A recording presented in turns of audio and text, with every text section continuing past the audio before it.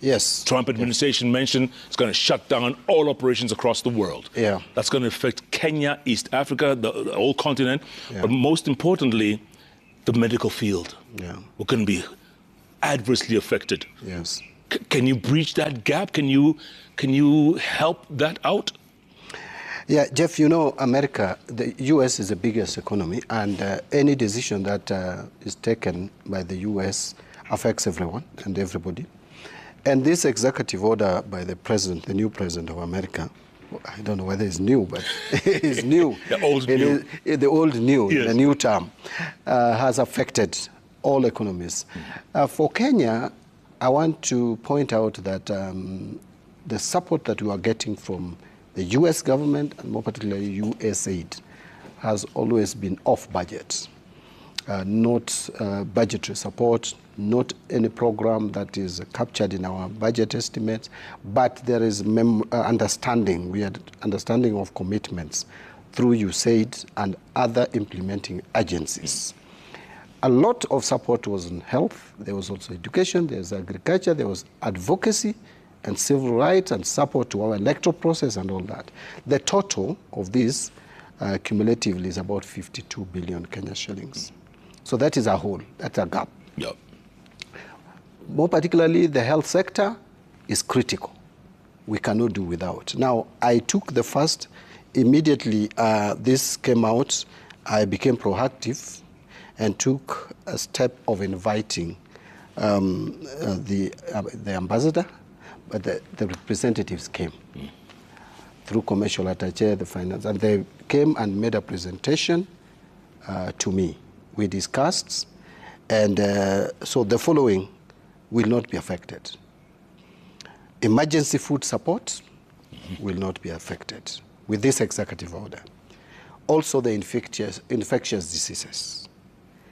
And finally, the Haiti program. And I'm mentioning this Haiti because I saw my friend, Man Stivo. Yes. My friend who has been actually a co-principal. Yes. A very significant principal in my coalition. Correct. Talking about us putting 2.5 billion. That money, we are putting it in the budget, but it will be in and out and in. So what do you mean out and in? We are going to get the reimbursement. The figures are there. We've been getting reimbursements on this fund. Yes. So it's not an expenditure that the people of Kenya will shoulder, finally. So I wanted just to clarify that. Haiti program is still going to be supported. That is the information that I got from the U.S. Embassy. So out of the 100 programs that they've been running in the country with various implementing partners, only 15 programs will remain. Worth about, from 52 billion, worth about what? They are yet to give me the exact numbers, but it's around that. So we are assuming that we are likely to lose 52. But the critical areas like health, which we want to get the amounts, I wish I carried the amount. There is also education, support to certain counties like Kilifi, like counties at the coast. There is support they were giving Kakamega County, there was the Nakuru County and many others. Yeah. Now, this, especially the health programs, we must realign our budgets to fill in the gap. We have no choice. Kenyans must still continue.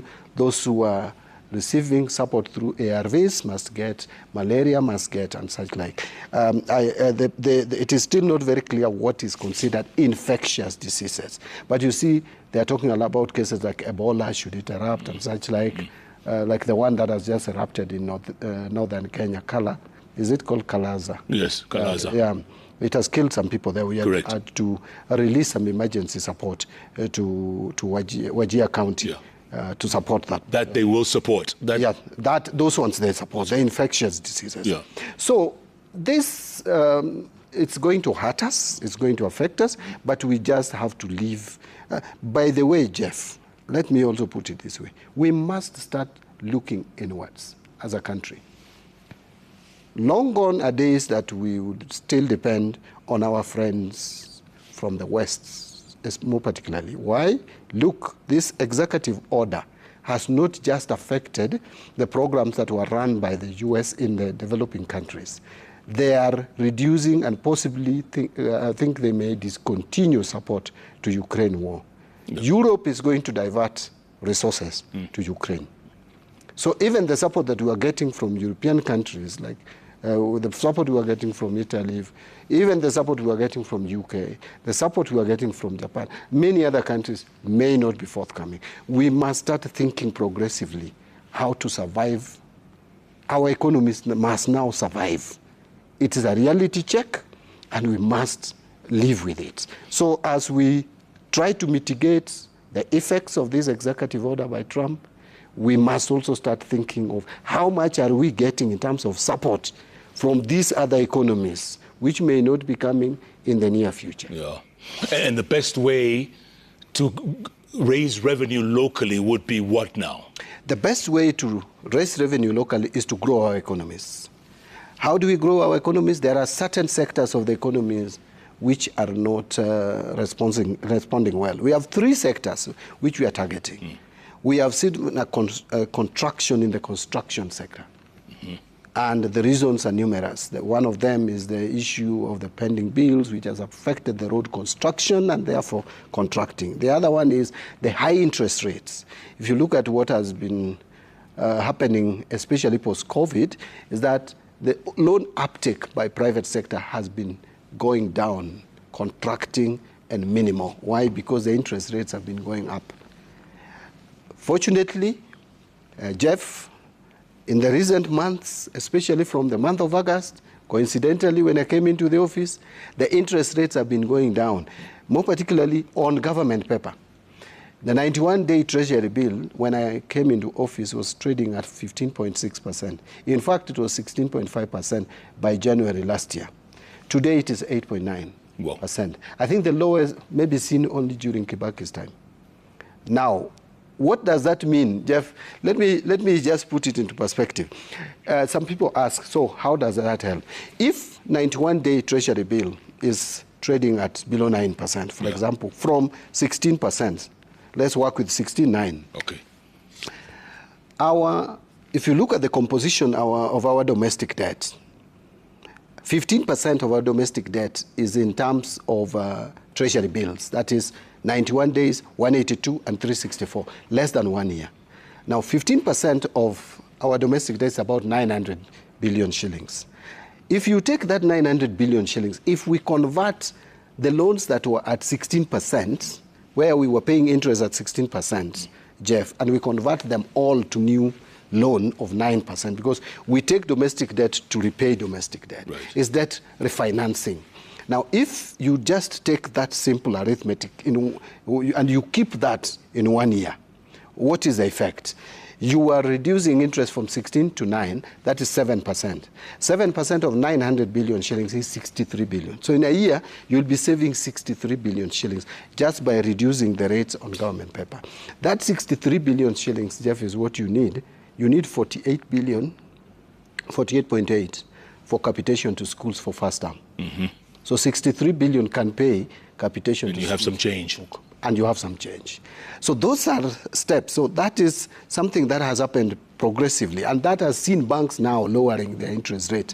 KCB lowered their interest rates by 2 percentage points. I remember the equity reduced from 17.4 to 14.3. 17.3 to 14.3, that is 3% drop. KCB, 2%. Ecobank, 2% in the month of February. And this was as a result of, we have been lowering through central bank the CRB rates, okay? Yeah. And also, for the in the month of February, the CRB rate has come down. From last year, July, when it was 13%, it has come down to 10.75%. Now, the other percentage that has come down is CRR rate, the cash reserve ratio. Cash reserve ratio simply means how much banks are required to hold in terms of liquidity. So that has come down from 4.25% to 3.25%, meaning you have released more money to the market to be loaned. And yet the Mwananchi is not feeling the effect of that release of the money. No, but you see, when the interest rate, Jeff, comes down, now you can borrow cheaply. You know, this talk, Jeff, also don't be too fixed. Mwananchi is not feeling. Now, if the bank rates come down, you are supposed to feel it. You can go to the bank and feel it. Yeah? But that is not to say that now everything is perfect. We are still working to make things better. You know this story, Jeff, sometimes I also tell people it's like in jest, but but it's also just serious. You know, someone asked me, buddy, why are we not feeling money in our pockets? I said, yes, there are a number of reasons. One of them is what I've just talked about, that people have not been able to take credit. Yeah. Another one is that government has not been paying suppliers, and that we will come back to.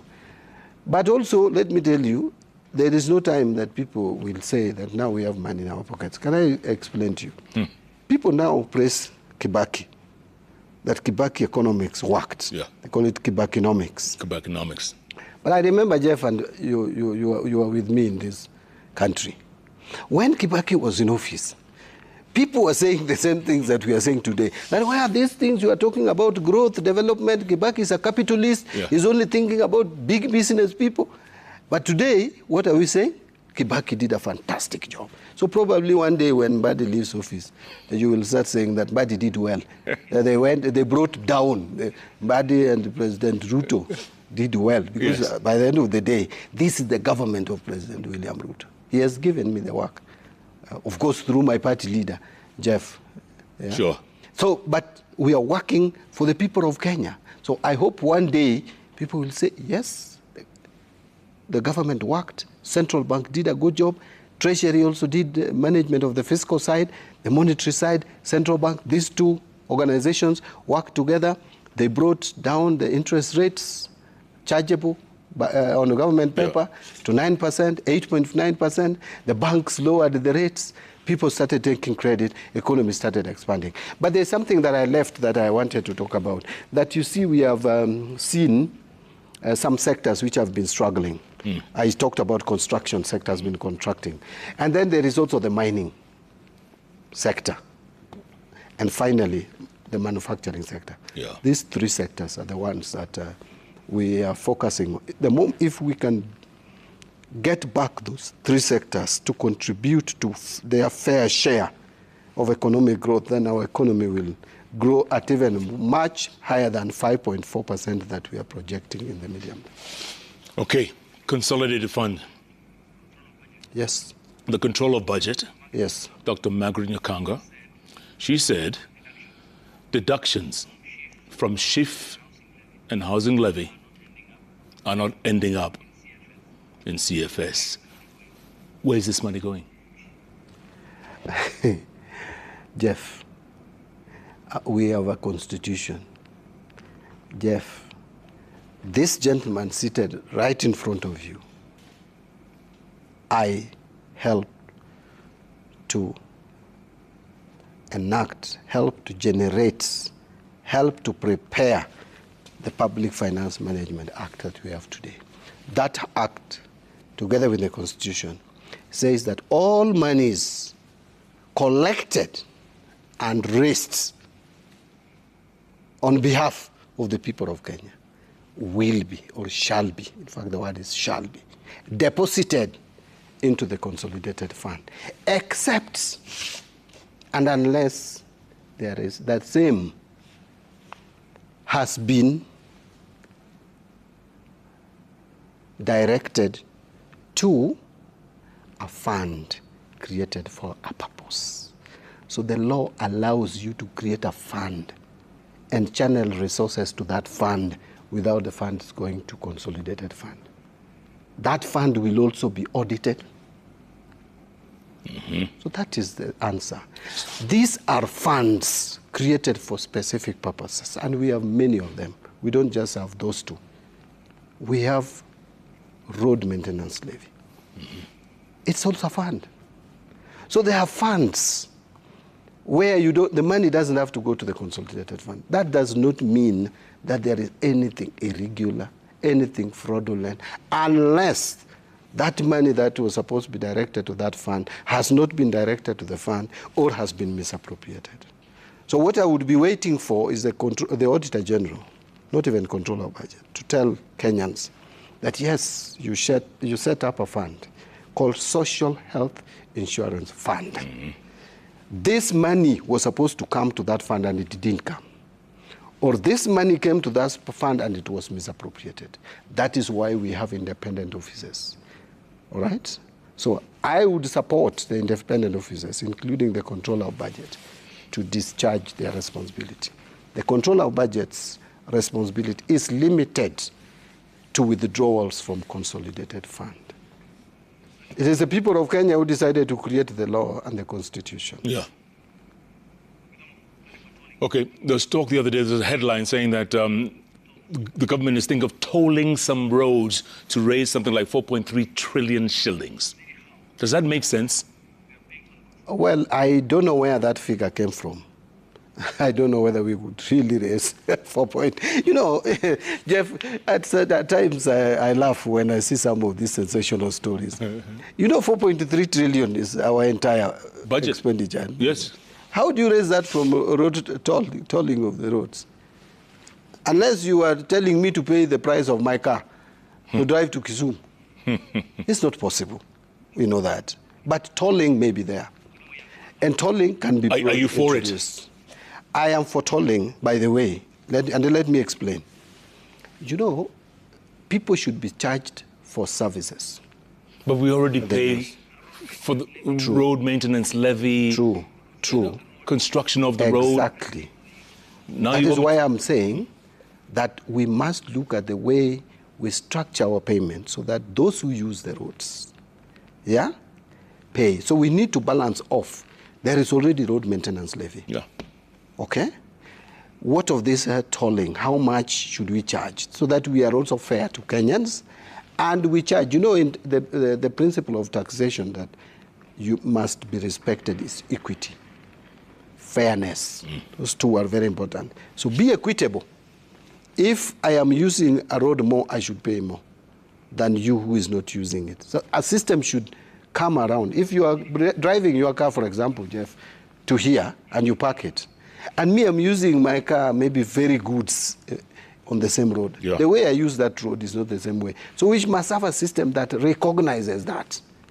So the tolling can be done, but it should not be done in a way that it hurts Kenyans. And people should also have alternative. If you are tolling me on this, I should have another alternative. If you are tolling me for convenience, because there are people who want to move fast. Like the Nairobi Expressway. Yes, and go. And that is why I've been talking about we cannot be stuck going to our homes in December. Jeff, when you are going to your home here, you take a few minutes. Yes. And you are in your home. Correct. We take almost a day to reach our homes. I should have that option that there is a road that is done for me.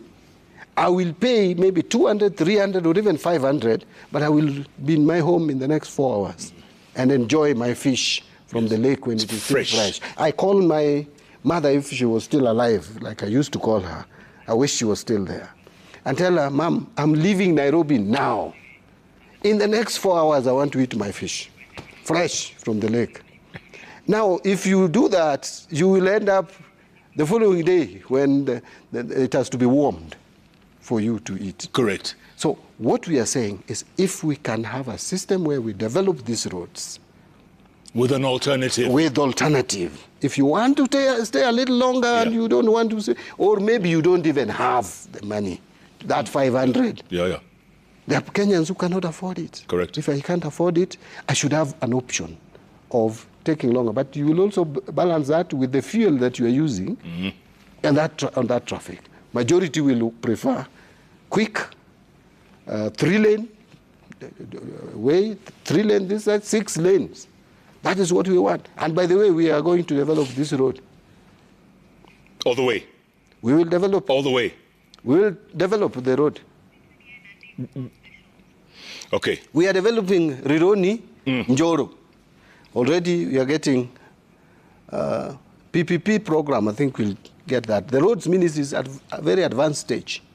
Then from Njoro, yes, we are looking for finances, possibly concessionary loan. We do it. So that we also, Jeff, we also pay taxes in this country. We have thicker superhighway. Yes. It's helping the people going that direction. And we love it because all the sukuma wiki we eat and all the mboga we eat come from that direction. It's coming from that side. Isn't it? Yes. We also want fish to come from Lake Victoria and arrive here fresh. Fresh? Yes. Not a day old? No, you need to eat fresh fish. Thank you. Yeah. Tilapia. I think you don't know how fish tastes properly. Proper tilapia, or even bota, Nile perch. Please eat that fish. It is very nice, very delicious. Yeah? I know many people fear it. It is the one I love most. Are you serious? Mbuta? Apart from omena. Omena. But omena is too smelly, eh? Oh, you don't know how to cook omena. Aye. Whoever is cooking for you omena, please ask that person to come for training. Omena is the most delicious fish. If you didn't know. Thank you. And you eat the whole thing? What? Which the whole thing? The whole omena. But omena is too small. How do you leave part of it, Jeff? Jeff, I think you should visit me. How do you omena? In fact, you can't eat one omena. You have to eat many of them. A whole bunch. Put in your mouth. Yes. A whole bunch. How do you eat one single omena? You are interesting. You have to invite me. Thank you. I will invite you. Before I go to the magic wall, a lot of people are asking the question because the president has a lot of economic advisors. So the one question they're asking is, between you and David Ndii, who's running the show? Jeff, there is nothing wrong with anybody having advisors, more particularly the president.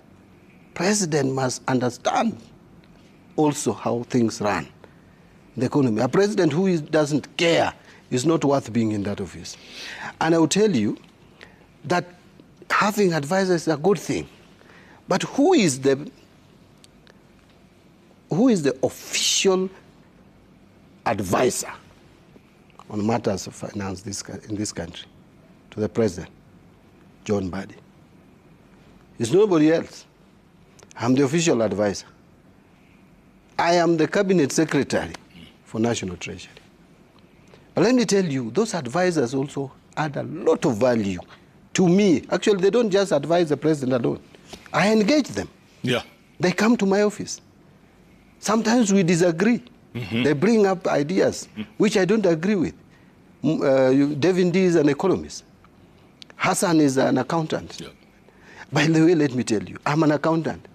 Sometimes we disagree, and accountants and economists, a lot of times we don't agree. You know, sometimes we look at economists, we see they are too theoretical. They have a lot of theories and macroeconomic phenomena. We are more practical as accountants. But they sometimes tell us we are very shallow, you know. But we tell them, no, we are not shallow. We are finance analysts. So we disagree, we agree. Finally, we arrive at a middle ground. And we advise the president. So I hope you didn't call me here, Jeff, to ask me how I advise the president. No, I haven't asked you that at all. Yeah. So this question of who is calling the shots. Yeah, who's calling the shots? Do you see me as someone who can be a bystander? Who just sits there and things happen. And takes instructions. And takes instructions. And do you feel I don't understand what is happening in our economy? I tell you, you know your numbers. Yeah, so then you know your numbers. Where is this question coming from? I understand, David Ndii understands, the president understands. That is how the government can run.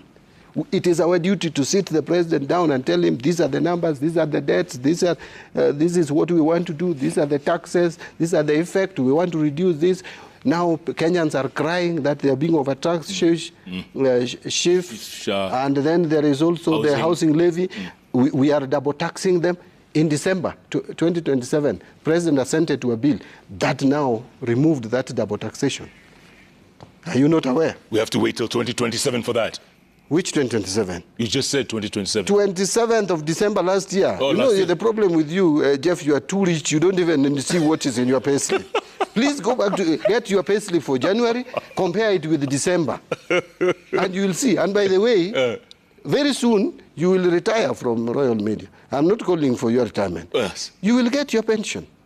It will be tax-free. The whole thing? For the first time since independence. The whole thing, you will take your pension and go home. Because of the amendments we brought in December. And people are saying, Okoa payslip, Okoa payslip.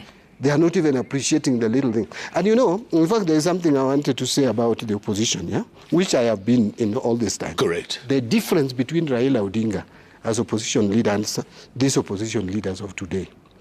Raila Odinga had Economic Council, which was chaired by Neritu Muredi, who is now the chairman of KRA. Good. I was a member of that board.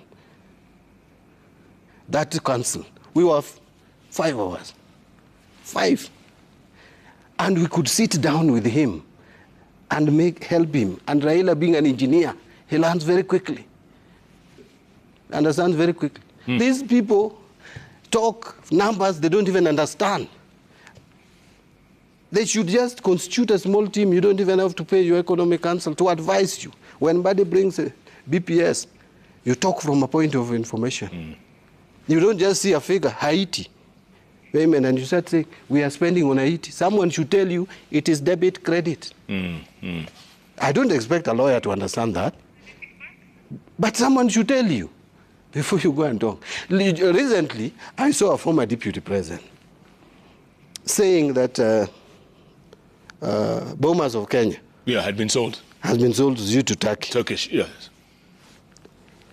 2 days before, I'd just signed off a request to release 4.5 billion from Tourism Fund to develop that facility.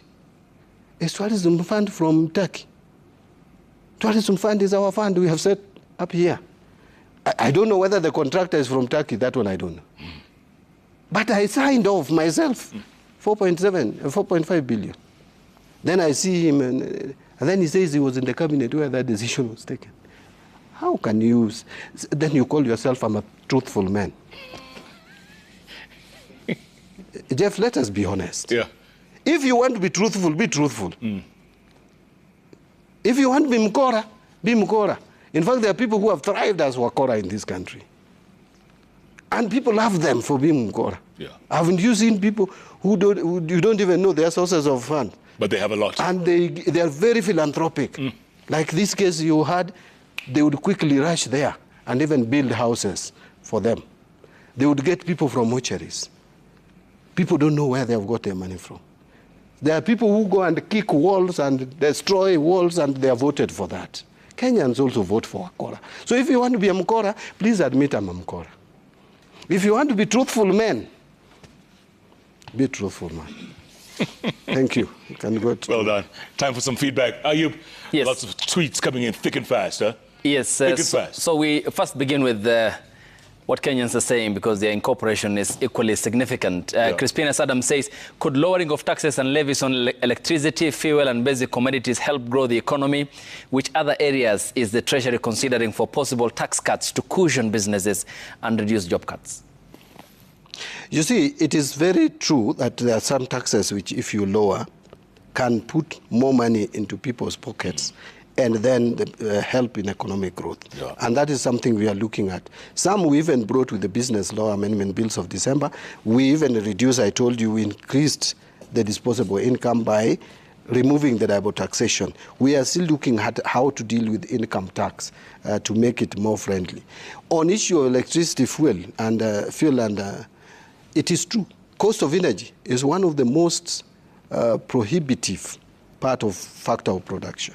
I wish I could read for you. There have been drop in cost of fuel. These are statistics done by Kenya Bureau of Statistics, Kenya National Bureau of Statistics. I have them here, the cost of electricity. Compared 2024 and January 2025, there is a drop. And we want more drop. Fuel prices have come down. You know that? Yeah. We want the drop in energy costs, and we are very clear as a government. Wandai knows very well that we must work on lowering cost of electricity by working on electricity production, transmission, and distribution. Okay. Right. So this is someone who really understands what he's talking about. Okay. Yes. Crispinus, that's. Okelo Mwalimu says, can CS Mbadi confirm when we should expect a decrease in VAT What would the new rates be and in how many tranches? Secondly, does he think that there is need to continue spending money in salaries and allowances on the President's Council of Economic Advisors? Two questions. Now, let me tell you something. I spoke about VAT, and I'm having a meeting next week with my team, the Treasury. There are two schools of thought. Actually, my thinking was that we lower VAT from 16 to 14%. There are two schools of thought. There are people who believe that lowering VAT may not be very progressive for economic growth, that we would rather target direct personal income. So we have these various thoughts until they are put together and consolidated and we come up with the best strategy. I don't want to commit myself. Now, what would be the rate be? Now, I think I've answered that. Continue spending in salaries and allowances on the President's Council of Economic Advisors. You know, the President must also have advisors, Jeff. I am too busy in the Treasury, and the President is equally too busy. If he wants proper engagement, you can have your advisors who come to the Treasury and engage with me. All right? So these advisors, and how many are they? The economic advisors of the President are not even 5. Okay? How much do we pay them compared to, by the way, I'm the one who knows the value now of these people. Initially, I was not understanding them also. Like these people don't understand.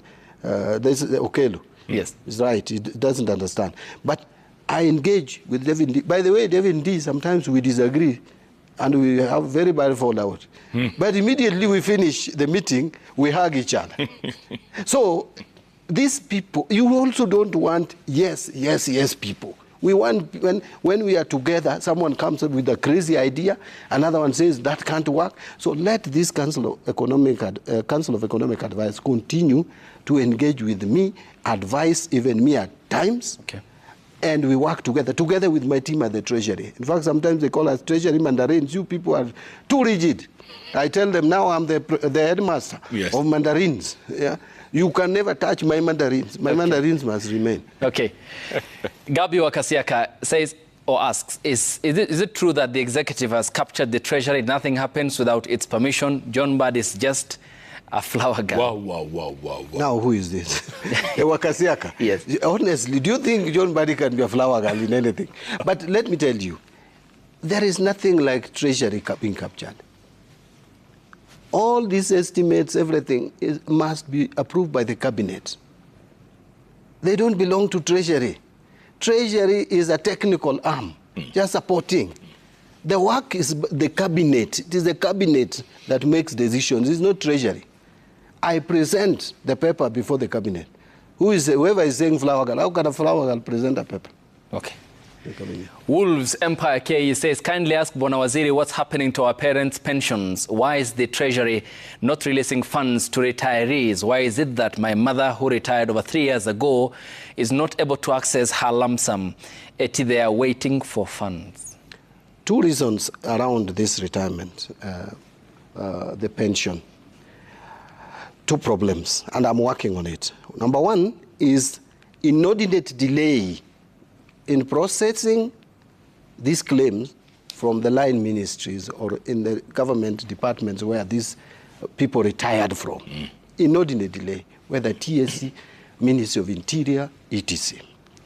Two, we also have challenge with the resources. You know, we have been running a pension system that is not sustainable. That is why the current system, which is contributory, will be a game changer. But we have been, like last year, we carried forward 26 billion into 2024-25 of arrears of 23-24. Because we are running as a pension system that is defined benefit, which is not sustainable. But we are working on clearing the arrears and transiting. In future, when now we will transit completely to the new system. And the new system is working very well. I've seen the way the returns on investment, about 12% returns, that will sustain that system. Okay. Most of these have been responded to. Karis _KK asked Mbadi, what's our current debt in one answer? Is that 11 I said 11.02. How much did we pay in the financial year 23-4-45? Well, I may not have the exact figures. 24, 25, I can answer 1.1 trillion or close to 1.1 trillion. 23, 24? Maybe around 900 and something billion. Okay. How much are we planning to pay in 25-6? For the debts? Yes. The debt is about 1.3 trillion. Okay. Of the 4.2 trillion, how much is going to recurrent expenditure? Well, recurrent expenditure, the development is just about 700 and something. You know, this figure includes even the money that goes to counties. Do you want me to break down all that? No, don't. Yeah, so the recurrent, let me just answer. Yeah. The development part of the budget is only 26%, but it should be 30%. Okay, so less than 4%. Yeah. Okay, 7_Anthony says, can you ask the CS about the steps the government is taking to reduce unemployment rate in Kenya? What's the actual or the approximate amount of money that broad-based government plans to allocate to address the problem of unemployment, especially among the youth population? You know, the mistake that sometimes we make is to look at youth or employment as a standalone issue. We must integrate employment in all government activities. That is number one. Number two, all government programs. So the budget should be in a way that we mainstream youth employment into the budget. That is a strategy of this government.